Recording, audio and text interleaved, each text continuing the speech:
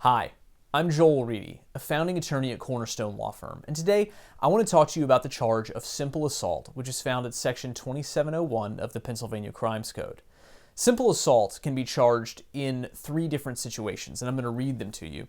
The first is when you attempt to cause or intentionally, knowingly, or recklessly cause bodily injury to another. The second is when you negligently cause bodily injury to another with a deadly weapon. The third is when you attempt by physical menace to put another person in fear of imminent, serious bodily injury. It could also happen in really unusual circumstances with hypodermic needles and correctional officers or police officers, but that's a pretty rare circumstance. We won't touch on that today. So this is a mouthful. What does this mean? What does it mean if you're charged with simple assault?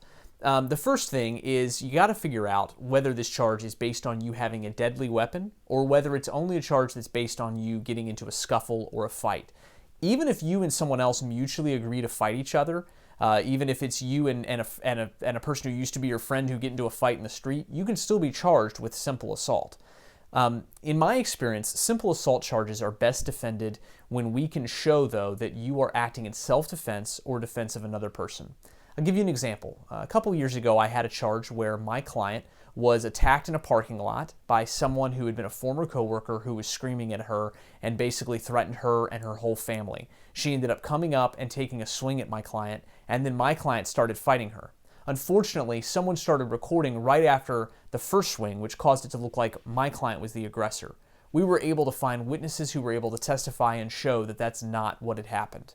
I'll give you another example. I had a client about a year ago who was charged with fighting in a workplace, and as a result, he was fired from his job. We won in that case at a jury trial when we persuaded the jury that my client was not the aggressor and that he was only defending himself after he had been punched repeatedly and threatened by the person that he had supposedly attacked.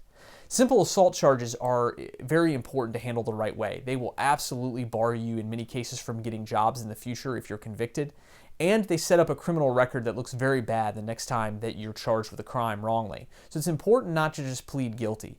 In some cases, we're able to reach plea agreements. Even where there was a fight or something where you have some sort of criminal liability, we might be able to agree to get your charge dropped down to a summary offense, which is much less serious than a misdemeanor.